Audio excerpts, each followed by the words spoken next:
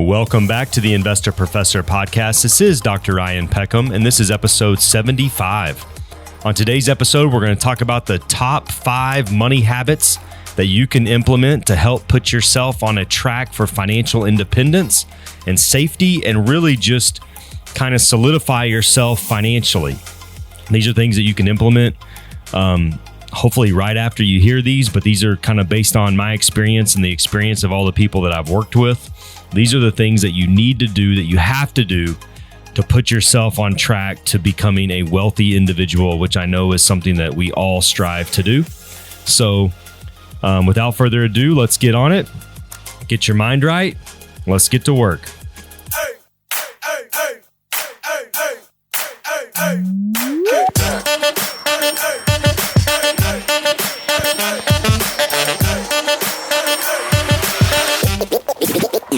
You drop this.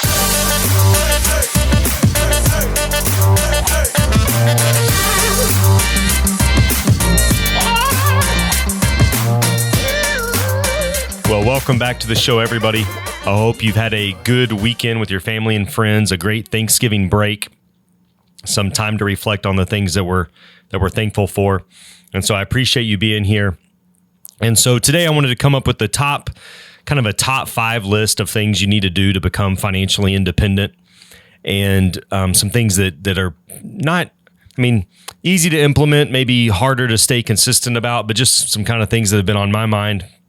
I think about the clients I've worked with and kind of what has made some of them so financially successful, and wanted to share those with you. And so let's get right into it. The stock market had a pretty good week this past week. It was really low volume. So on holiday weeks, you see low volume.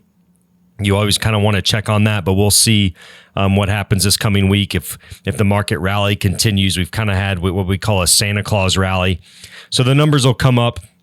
We'll see how Black Friday sales have gone, Cyber Monday, all that kind of good stuff. It all kind of blurs together. I apologize if you hear my email going off. I think I get a Black Friday sale notification about every, 6 seconds or so. And so, man, does the market wants to just separate us from our money at all times, right? So anyways, so top 5 list. So here we go. I put an honorable mention on here, which is learn about finances and investing. And of course, the reason it's an honorable mention is because you wouldn't be here, you wouldn't be listening to this if you didn't care about your finances and if you didn't care about learning. So, reading books, reading things that help increase your circle of competence and the things that you feel that you're comfortable investing in. And so when it comes to investing, you got to be willing to do your homework. You got to be willing to put in some extra effort and try to make yourself better, which is definitely one of the top things that we are concerned about here. So, continuing to be a lifelong learner, continuing to try to work on your craft and to work on, just your level of competence when it comes to investing. And even when new things come out, I might not invest in them, but I at least put in the effort to try to learn about them, learn why somebody would want to invest in the newest thing or whatever, just to kind of keep my skill set up. And so it's important to know all the things that are out there. And so investing in yourself and doing the work definitely accounts. So number 5, which is easy. This is an easy one. Spend less than you make, right? Spending less than you make is key. Avoiding debt. And especially when you talk about what's going on right now with credit card rates going up, this becomes key. Now, I don't want you to mistake this for not using credit cards. So there's a difference between, avoiding debt and not using credit cards. Many of us, I use a credit card, but I pay it off every month. So it's using debt responsibly and not letting it carry over to where you're having interest charges rack up on you. So this is kind of a place where people get confused, but I understand that there's a lot of people out there, Dave Ramsey, those that say you can't use debt, but it's hard because at some point you're going to want to buy a house, hopefully, or you're going to want to make a big purchase. And if you don't have a credit score, that becomes very difficult. And so if you're using a credit card or using that, it definitely helps. The number one criteria for your credit score is to pay your bills on time. And so if you just put gas on your credit card and you pay it off every month, that's going to do a great job of helping keep your credit up, help keep your credit score up. So when you do make a purchase, you're going to be able to get a better rate. And so you just have to use it responsibly, and you have to be very conscientious of, the debt that you're using, and making sure that you're just responsible with it, and you make your payments, and you do all the things that you're supposed to do. So spending less than you make is key. Because if you don't spend less than you make, you're not going to have any money to invest as far as, all the things that we discuss. And so along with that, I would always say pay yourself first, right? So when you get paid, make sure that you're setting some stuff aside for you, right? You're the one doing the work. You're the one going into work every day. And so you got to make sure that you pay yourself. Right? That you're investing for you. You're investing for the older version of you. And so, if you don't pay yourself first, there's never going to be any money left at the end of the month, because we spend what we see. And so you have to get into the habit of paying yourself first and being consistent with it. And so if you can do those things, that will definitely help you out. Number 4, take advantage of whatever programs your employer is offering when it comes to your 401k, for instance, right? So a lot of employers, if you put into your 401k, if you put in 4 or 5%, they will match 4 or 5%. So you have to make sure that you are doing that you're participating in that, because if you're not, you're just leaving money on the table. That's just free money that you're leaving on the table. And so by doing that, you kind of do what we talked about in number 1, you're paying yourself first. That's why 401ks are beneficial, is because they take out the money before you ever see it. And so it kind of, that money's gone before you ever get paid. And so you need those kind of things to where, you basically take yourself out of it. And so some employers offer HSAs, which is a health savings account. That money comes out before you get paid as well, and then you can use it for medical expenses, prescriptions, things of that nature. You can use that as well. But make sure you look at and see, what your employer is offering, and are you taking advantage of those things? Unfortunately, employers aren't as proactive on this as they should be, because they don't want the responsibility for your retirement on their hands. And so, they'll put the information out there, but it's not like somebody at your work is going to be begging you to participate in your 401k. And so if you can do these, make sure that that you're taking advantage of those. If you're older, make sure that you're taking advantage of catch-up contributions. Once you become 50 or older, you can put more into your 401k than you can before that. So just make sure that you are checking in on that, check it at least once a year, and just make sure you're taking advantage of all the things that your employer offers. Number 3, create other sources of income. Entrepreneurship is a big deal. Sometimes this is called a side hustle. Sometimes but there are ways that you can create other sources of income. It could be, I started teaching at night when I started my investment practice. That's how my teaching career started, was I was trying to steady out my income. If you look at, famous entrepreneurs, Gary Vee, for example, Gary Vee was known, he would go to garage sales, buy things cheaply at garage sales, and then he would sell them on eBay. So it's not rocket science, but you got to come up with other streams of income to help propel yourself, give yourself more money to invest in other areas. And it kind of perpetuates itself. And for me personally, I am scared to death at having one source of income. And so, I know that people say, hey, get a safe job. But to me, that is scary, because you have one person that can say, okay, you don't work here anymore. Right. And you see with the economy, you see every day there's more tech companies laying people off. They're not laying off, blue collar workers. They're laying off smart people, engineers, computer scientists. They're laying off people with real skills. Right. And so it affects every area of the economy, whether you're, blue collar, white collar, whatever it is. If you only have one source of income, it can be taken away from you at any moment. And, I think this really was kind of hammered home for me personally is when I was 21 years old, I was working for an engineering firm, and there were people in their 50s that got laid off because they could hire 8 of us for 4 of them. And we were younger, could work longer, they could pay us less. I mean, there's all of these things that go into it. And so it just kind of stuck with me. That was like, man, if I don't increase my skill set, if I don't become more valuable, at some point this could all be taken away from me. And so, just look there's little things you can do to create extra income. And, you don't have to just work from 8 to 5. There's things you can do at night. There's side hustles you can do or dream, work your day job while you're creating your dream job. I mean, I did that for years. I mean, at one point I had three jobs.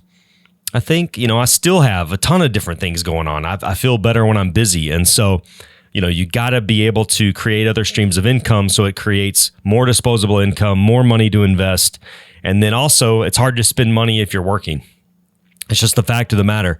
When I have people who retire, it's amazing how much more money that you can spend when you're not working.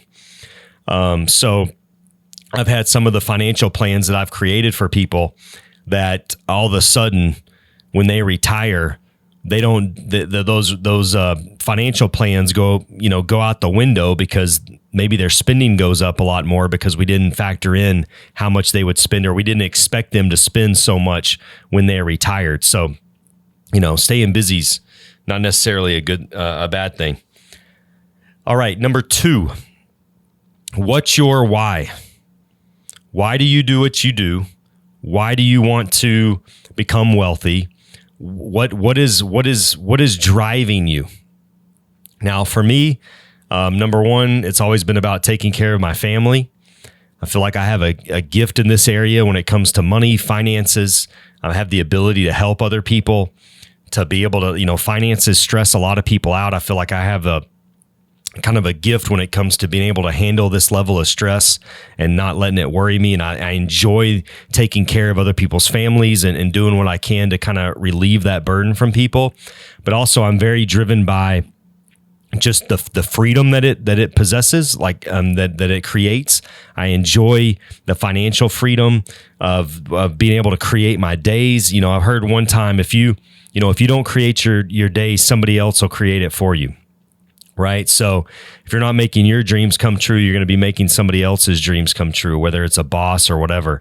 I would much rather help create the dreams of other people's, have them come true, and allow it for me to be financially free and my schedule be free as well. So, your why has to be powerful.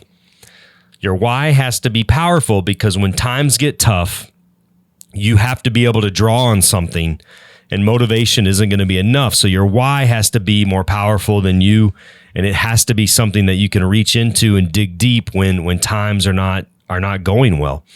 And so, if your why is not strong, then you're more likely to crack under pressure. And number 1, I'm going to spend some time on this. You have to align what you invest in, your finances. They have to be aligned with what your values are. And so what I mean by that is that you have to align your investments with you, and you also have to be patient with them. And you have to be patient with yourself. And this goes back to we overestimate what we can do in a year, and we underestimate what we can do in 5 to 10 years. And so when I'm talking about aligning your goals with your investments, or aligning your investments with your personality, is you can't chase, and you can't apologize for not chasing. So, for instance, I didn't do a lot of crypto investments, and this is not a beat down on crypto, because it could do very well in the future, and this could age poorly. But I did not invest in crypto because, number 1, I like to invest in things that I know how they make money and things that I understand.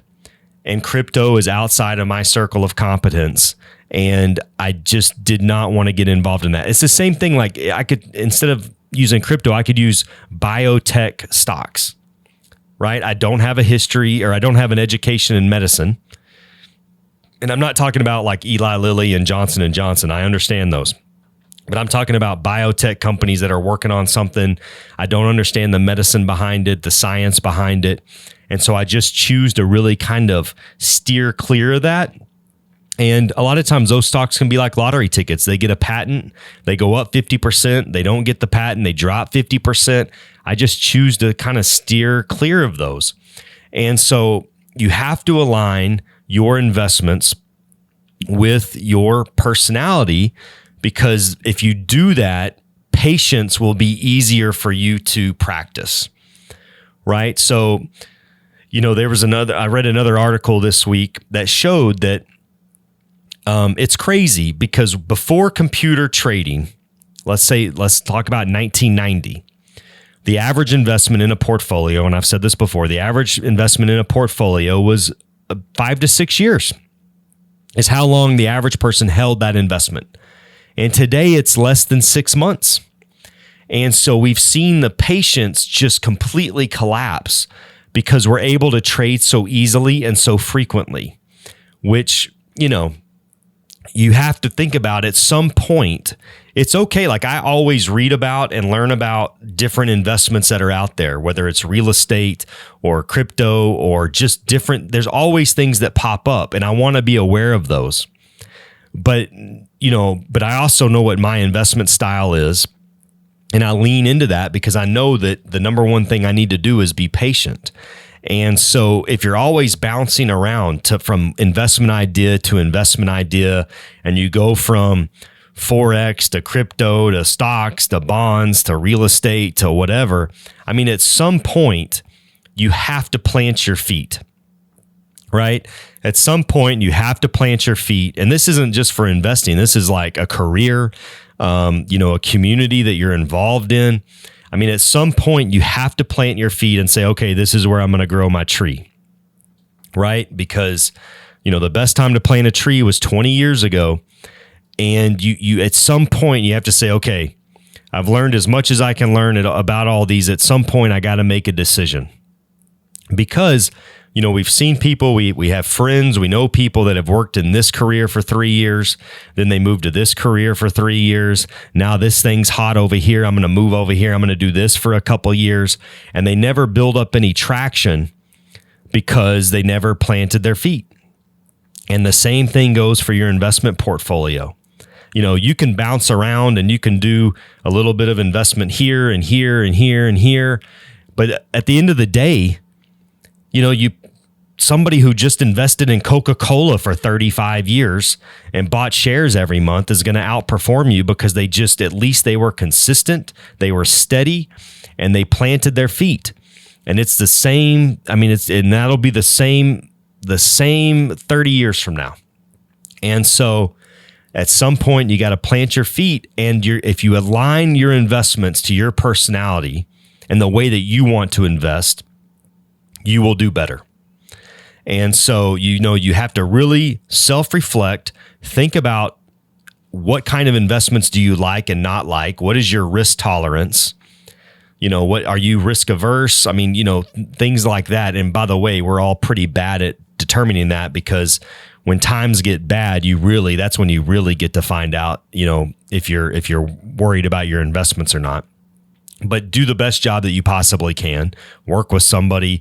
There's things that you can do to kind of hone in on this a little bit easier than just throwing the spaghetti against the wall and seeing if it sticks. But, you really have to put some thought into this. But if you do these things, it's amazing how much different your life looks 10 years later than it did 10 years before. And so if you can learn about finances, spend less than you make so that you have disposable income to invest. You can take advantage of those employer plans and just put that money back and don't even think about it. Don't even look at it for 10 to 15 years. Just make sure you're taking advantage of it. If you can create other sources of income so that you have more money to invest in either that source of income or in freeing up more time so you have time to do other things.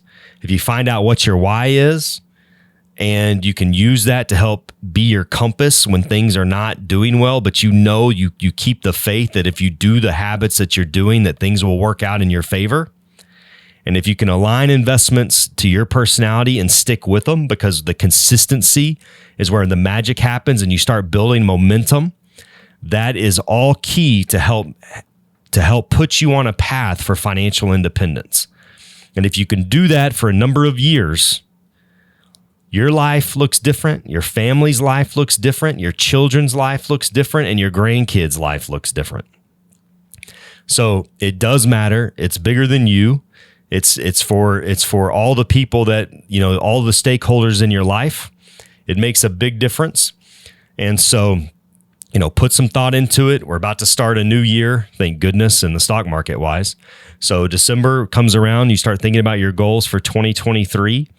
Make sure that these habits are part of those goals. How can you incorporate these 5 things into making next year and the year after that and the year after that better? So I hope this helps you. I appreciate you going on this journey with me, and I'll see you next time. Thanks, everybody.